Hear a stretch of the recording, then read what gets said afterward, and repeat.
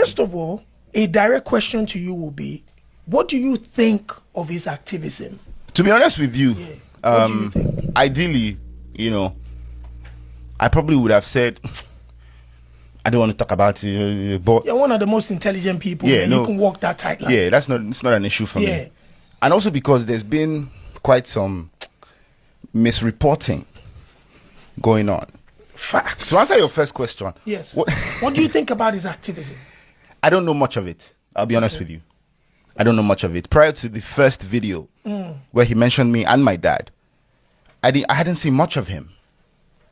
I hadn't seen. Yes. What I had seen, what I remember seeing was, I think this was probably like a while ago, some stuff about people that didn't have NAFDAC and they were selling products. And I thought, okay, that was the beginning. Yes. At that time when I saw some of those clips, I was like, okay, this person seems to be doing something right. This is a good cause. Facts. But aside that, I wouldn't lie to you, I really haven't seen much of his work. Which can happen because social media algorithm takes people different ways. Yeah. Now this person one day thought it wise to turn on his ring light, sit down, and via direct statements, insinuations, and innuendos, allege that myself and my dad connived with some certain individuals to manipulate justice and bribe the EFCC. And adding that the reason I've done this is because I have a homosexual relationship with Bobrisky. Going further to say that my posturing as an activist, everything is false. Yeah. How did you feel about when that came out? Personally, how did you feel? How would anyone feel? It's horrible things to say. Absolutely no proof. Why would you just come and allege all these things? You have absolutely nothing to support all these statements.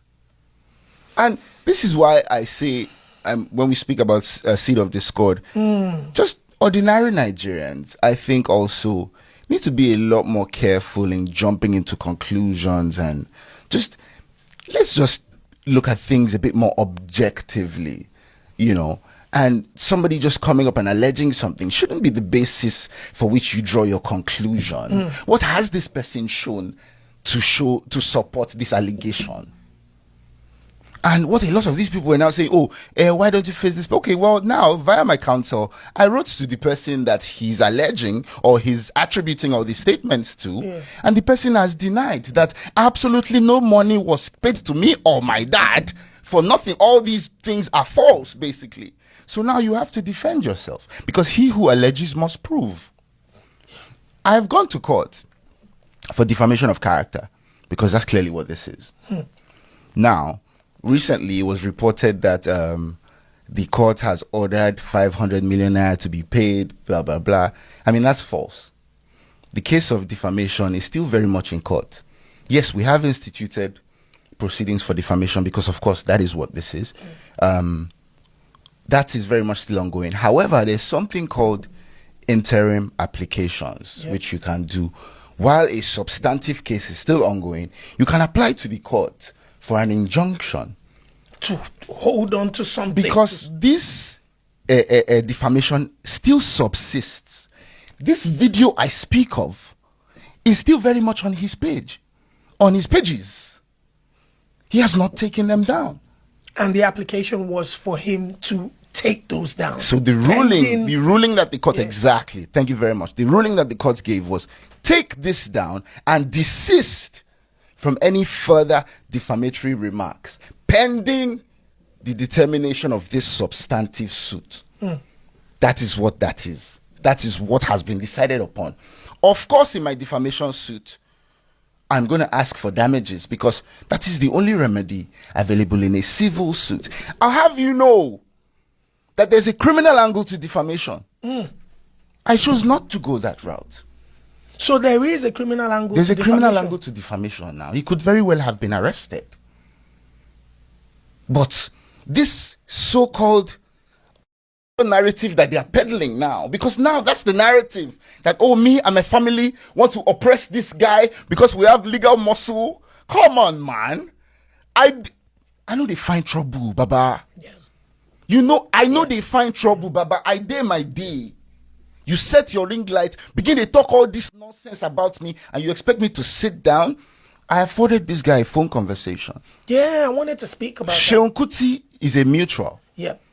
I saw, when this thing first came out, I saw Seun Kuti saying on his Instagram live that he knew about it, something. So I called him. Waiting with this, Baba. So Seun must have called him, and then he reached out to me. And on the phone, this guy was instantly defensive. From the big, like, bro, try and listen. Like, what are you even already fighting about? And he said to me, without mincing words, he said, Shebi, you are a lawyer. Go to court. In my opinion, this person... During the conversation to try to find common ground. This person, in my opinion, wanted the litigation. Now, what he thinks that does for him, I do not know. I do not know what he thinks that does for him. I don't know if he thinks it will posture him as some sort of hero. But he clearly wanted the litigation. Without that conversation went. Because as soon as you posted this thing, I sent you the pre-action notice saying what you've posted is a load of bollocks, you know, absolutely false. I need you to take it down and offer an apology within a certain amount of time. What did he do? Nothing. I thought I saw, first of all, apologies from Seun, and then I saw I believe I saw an apology from him too. So Seun Kuti did his because of, you know, the things he said on his live, you know, but that's aside. Yeah. He didn't offer an apology. He said, and this was at the House of Assembly when he was invited to this panel, said a few words, you know, some people are taking advantage to tarnish the image of my dad. Absolutely did not mention my name. Has been dodging mentioning my name ever since I wrote to him. That same day, posted something on his Instagram story at FALZ, the bad guy. Oh, I wish say you day here to see what's in the happen for you. Yeah. Come on, man. Bro, what are you doing? This is not an apology. This defamatory publication still exists on your page. What are you doing? What is this? And you people are trying to peddle a narrative that I'm an oppressor. Are you people in?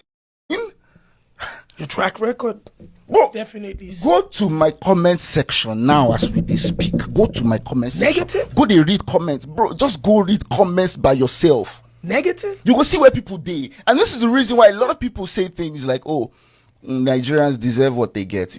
I don't like to make statements like that, because really and truly, nobody deserves the amount of that we go through, bro. Nobody does. But when you don't take your time to carefully assess scenarios and you jump on cheap manipulation tactics and you then spew negativity at somebody for absolutely no just cause, of course people are going to say stuff like that. People buy into that. What about the audio that he had presumed to have played, which alleged that the other person was saying what they had said? And that's why I'm saying that audio now has been denied by the person that he's alleging was the author.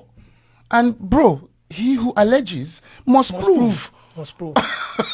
So he has a lawyer. His lawyer has been in contact.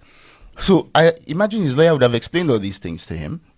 You know, so since he really, really desperately wants litigation, the rest of the explanation will be done in court. Welcome back, guys.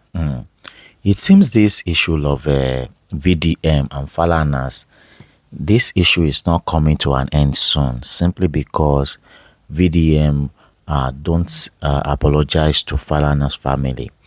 And the majority of the Nigerians are the one that are fueling this matter, because immediately we be say things don't happen for Nigeria, some people will gather mind, go to that person we be say things don't happen to, go they put negative comment on top the person page. And no matter how the condition, if you are in Falana's shoe, there is no how you are not going to react. I'm telling you, nobody will say bad things about you that you will just look away on that. Imagine, why do you get aggressive if you hear that your best friend talk nonsense at your back? It's because it pains you.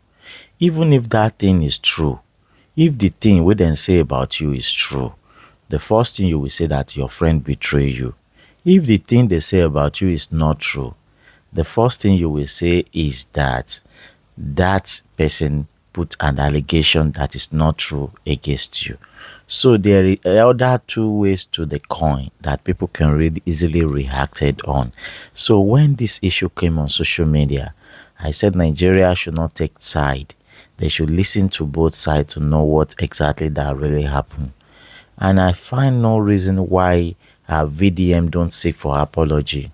You know, sometimes in my tribe they said when you prostrate for a dwarf, it doesn't say that you should not become a tall person. So I don't see why he's been dodging to apologize in first instance, to let the peace reign and move on with the job that you said you want to do for Nigeria. So why is VDM being adamant to believe that, okay, what they have seen about this Falana is 100% true?